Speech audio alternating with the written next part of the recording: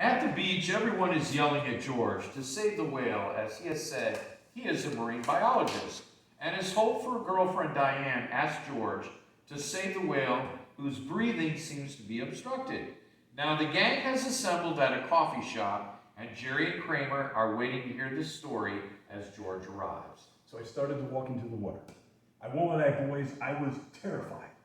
But I pressed on, and as I made my way past the breakers, a strange calm came over me.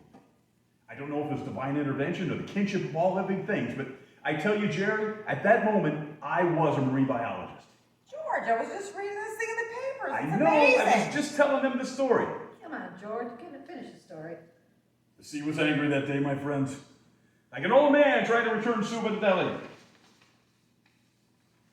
I got out about 50 feet. Suddenly, the great beast appeared before me. I tell you, he was 10 stories high if he was a foot. As if sensing my presence, he gave out a big bellow. I said, "Easy, big fella." And then as I watched him struggling, I realized something was obstructing his breathing.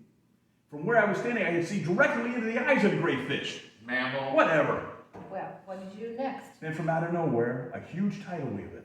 Tossed me like a cork, and I found myself on top of him, face to face with the blowhole.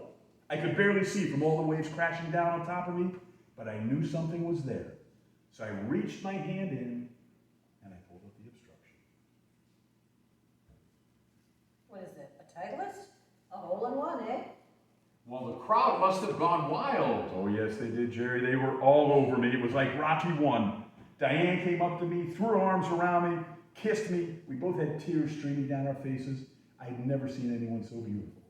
It was at that moment I decided to tell her I was not a marine biologist. Wow, what'd she She say? told me to go to hell, and I took the bus home. Take one. I think we did I think we did great. good on tape. And not only